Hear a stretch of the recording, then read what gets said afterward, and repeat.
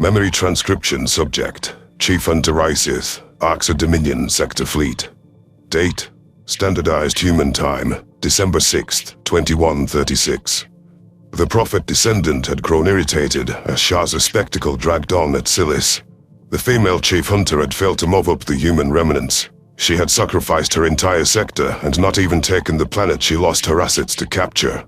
So when Gizell summoned me to a physical location, I figured it was for my input on that debacle. What else could be too sensitive to discuss on comms? Before I returned to my duties, I passed through Jones's tooth drive. The human general had included instructions on how to search for bugs. I turned my shuttle upside down before retrieving my secret holopad. My defective side compelled me to answer Felra, who had been persistent in checking in on me. We ended up chatting for hours. The Dosser discussed her favorite celebrities, her day's training to be a ship inspector, and how the war affected her, among other topics.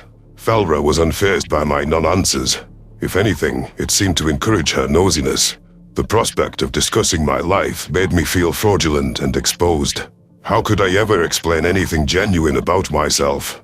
By the way, I'm the Arxa Chief Hunter responsible for the deaths of millions. Don't mind that. The Dosser sent a request for a video chat, and that paralyzed me in my seat. Just when I'd begun to ease my guard, there was the reminder that friendship was impossible. I told her that I was on my way to meet my boss, which I suppose was true. Felra, damn her, pleaded that a few minutes would make her day. Why wasn't I able to refuse that request? It took me a few seconds to set my video to off and apply a voice modulator filter to my audio. This was all going to come to an end when she asked why I'd switched off my camera and disguised my voice. There was no prey-like explanation to that effect. Siffy! Oh. A young Dosser with ginger and white fur blinked onto my screen. Where's your video? You can't be that ugly, man. I showed my face. I drew a shuddering breath. Felra. I don't know how to say this. Robotic voice. Okay, not gonna lie. This is creepy. Are you actively hiding everything about yourself, or trying to be weird? It's better if the camera is off, and if you don't hear my real voice. I'm a predator. Felra was silent for a long moment, mulling over my confession. I could see the gears spinning in her beady eyes before her nostrils twitched with surprise. The Dosser proceeded to express relief, followed by a bout of laughter. She gave me an encouraging ear flick, which wasn't the reaction I was expecting. You're a human! She exclaimed.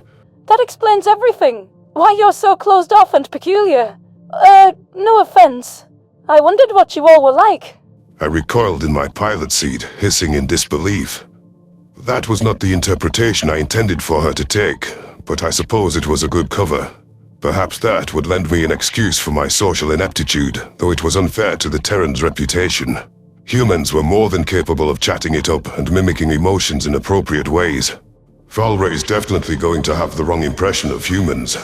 If she talked to one of them, she'd never have suspected a thing. I decided not to confirm or deny her assertion. What do you think of humans? Well, I think if you'd befriend a species like the Dosser, you can't be all bad. Even the Arxa recognized that we're shitty cattle. She answered. Oh, and I think it was shit that the crocodile attacked your homeworld. I can see why you have some walls up talking with an alien. Just saying, wasn't us. Wait, so you're not bothered by me being a predator? I'm not anything like an average human, to be frank. My emotions deviate far from a Terran baseline. You told me that you deserve to be alone, and I'll assume it was because of that. I'm sorry that your culture made you feel that way. If you feel safe reaching out to me, I'm honored. I see. And the Federation? What do you think of them? I understand the whole cultural tampering, and that I should feel hatred. But honestly, we would have never industrialized without their uplift. How would we build great machines from scratch? Even walking. We use carts to traverse alien cities. I guffawed in spite of myself, picturing this creature perched on a motorized stand. Felra made a valid point about the Dosser's debt to the Federation. Had those meddlers not noticed the native wildlife bore signs of sapience, Malu would be a different planet today. In their particular case, Outside intervention was necessary to facilitate their advancement. Felra flashed her tiny front teeth. Don't laugh at me. Let me guess. Humanity will look down on us for our size. I cannot speak for Earth. I growled awkwardly. My assessment is that many Terrans will want to pick you up or pet you. Humans think small animals are cute. But you don't. I don't debase myself by infantilizing creatures. It's not something I've given active thought to. Testy, are we? I am insulted by the premise. As if I could find an alien cute and do that whole fawning expression and baby voice. I wouldn't mind. I bet you could do it well. Please, show me this baby voice. No filter. Very few herbivores try to rile up a predator. Well, I'm a special girl, Sci-Fi. You're sure funny when you're fired up. I am tired of this conversation. I said I was only speaking for a little bit, and I don't want to hear from you for a few hours. I hung up with a huff, refocusing on the landing protocols. Despite my best attempts to scare Felra off, I'd only seemed to invite provocation. With such important tasks ahead, I needed to quash whatever of my defective side had arisen. Prophet Descendant Gizell was hosting our meeting in an unmanned station, and he had just confirmed my docking request. Focusing on neutralizing my expression, I steeled myself for Betterment's unavoidable demand. My shuttle coasted down at a leisurely pace. The time to clear my thoughts was welcome.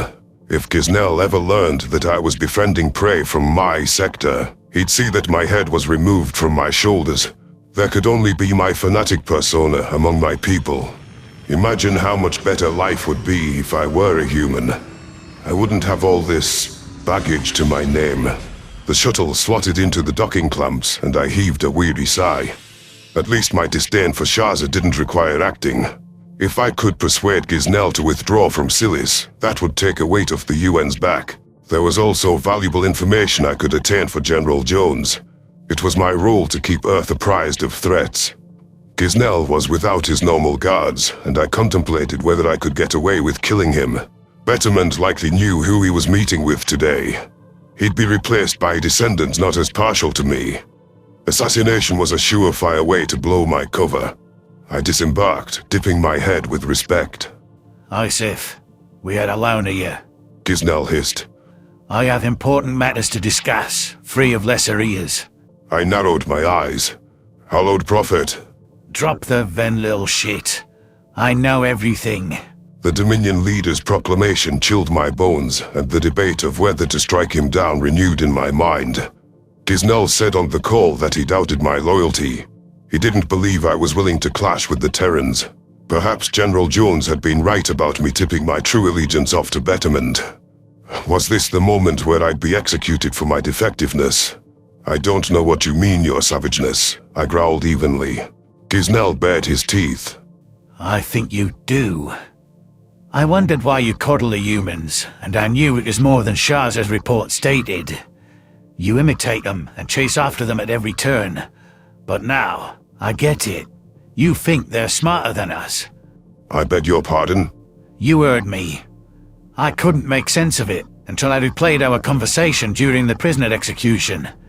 You talked about maximizing our resources and obtaining entire planets as our catch. I did, but I don't see... You think the humans can solve all our problems. You think they're smarter, and they can hunt in the optimal way. Those Cerulean pets you took were given to the Terrans to earn goodwill. Tell me I'm wrong, Isith. No, I suppose you're not. Perhaps this is treasonous, but we could do better. The humans can feed us, and I could make it happen. There's the truth. Then, we can conquer the Federation and go on our merry way, yes? Stronger, capable. Fear surged in my veins, but I met Gizell's stare with feigned impassivity. The Prophet Descendant was off on the extent of my motives, though it discerned some of the truth. Questioning Betterment was the highest form of treason. I had just admitted that I didn't think the Arxa way was the superior one.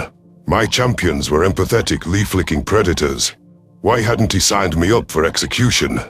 You're right that the humans could alleviate our food shortages, but you're wrong about it making the Dominion stronger. Gizell said. What? That wasn't what he was supposed to say. The prophet descendant heaved a sigh. If we get fat and lazy, Isif, we'll be susceptible to future attacks. You don't appreciate what you don't have to struggle for. With respect, the humans are a strong culture, and they're well-fed. A warrior culture. The humans have weak individuals because they have a cushion to provide for them. What happens to betterment when the food problem is resolved? How do we keep the masses on the right path? Cruel one, are you saying that you want our people to starve? Precisely. It keeps them dependent on us and hating the Federation. The prey aren't fully to blame for our woes, but the masses don't need to know that. You mean because we don't try to solve the food problem? No. Isif, the prophets and our inner circle have kept this secret close to the vest. Never mention what I'm about to tell you to anyone. Yes? It was difficult to process this rhetoric, but I tilted my head to show I was listening. The Federation had admitted their culpability when Nikonus discussed the metology serum. Was Gizell implying that Veterment was complicit in the curse's spread? That was not a logical conclusion, since the volunteers weren't weeded through as a culling of the weak. My silence can be counted on your savageness. I am honored, I managed. Gizell lashed his tail against the floor. Very well. The Federation was fully responsible for the cure, which caused many Arxa to starve. The Northwest Bloc, under the Prophet's guidance, seized the moment to weaken the Morvin Charter. How so? The cattle virus was unleashed on the Charter's livestock by us. The cure was the perfect cover. We could blame it on the aliens and not break the truce, but it spread across our borders, somehow.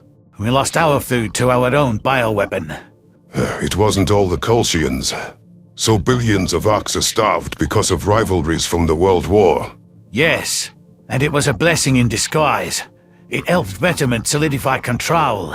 It made the entirety of Riss see things our way. My maw hung agape as I fitted this new information into my past knowledge. That explained why Chief Nikonus had denied the cattle allegations during Seleni's interview. The Colchians had no part in slaughtering livestock with pathogens. The herbivores deserved our hatred, but the worst blow to Arxa civilization was self-inflicted.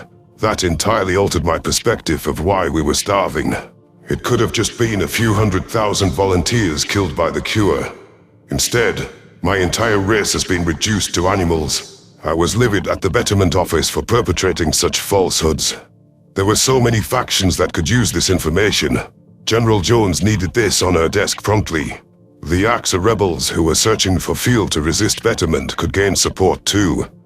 Even non-defective citizens would seek consequences against those responsible for starvation.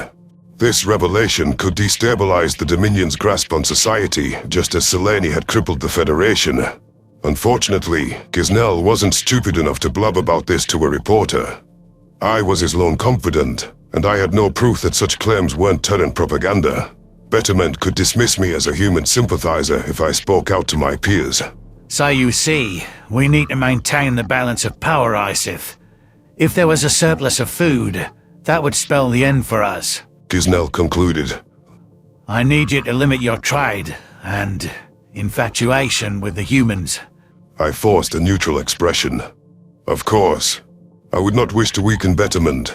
You needed only to say as much. Good. As for ending the war, the Federation doesn't want the war to end any more than we do. The Colchians and the Far Sol couldn't maintain control over such a large herd without an enemy. They hate us. They wish we didn't exist. Oh, of course they do. But there's a reason they teach other prey to run away and never attack. If we pressed the Federation core worlds, I have a hunch they could muster up their numbers all of a sudden. Gizell's theory made gruesome sense the longer I contemplated it. It explained why the Colchians mounted a bold-faced offensive on Terran allies, but never went after Dominion worlds and outposts. The United Nations wasn't content to raid a few planets and call it a day, nor did they plot a forever war for control. The humans sought peace and reconciliation, and that made them an immediate threat. Zal wants to destroy the Federation. Adin exposing the truth about omnivores. Humans set that in motion. That theory holds water. I blinked my eyes, and my thoughts drifted to Felra. The Dossa were at risk of attack for just siding with the humans. Our cruelty helps the ringleaders keep the other prey afraid. Gizell chuckled to himself. I knew you would get it, Isif. You're more cunning than Shaza, so I'm asking you for a favor. Do you still think you can handle humans? Of course I do. I'm not the chief hunter that lost my sector to them. Then handle this fucking mess. I want the Battle of Silly ended at once, with as many assets recovered as possible. If you think you can talk the monkeys into a truce, do it. Easy enough. It's not my sector, though. What do I do about Shaza's forces? Those are your forces now. I'm putting their sector under your control, effective immediately. While you're getting a handle on the situation, dispose of Shaza. It will be handled, cruel one. I will summon my fleet and leave Facilius at once. The Prophet Descendant watched with calculating eyes as I clambered back into my shuttle. The advice that endangered my cover had earned me greater power today. In retrospect, negotiating with the humans was the less humiliating option. There was a lot to unpack from the Dominion's secrets, but my first order of business was eliminating Shaza. Getting the United Nations to cease hostilities would be the most difficult part. However, a continuing battle was not beneficial to Earth's cause. Humans were a spiteful bunch, but I'd try my best to find a diplomatic resolution.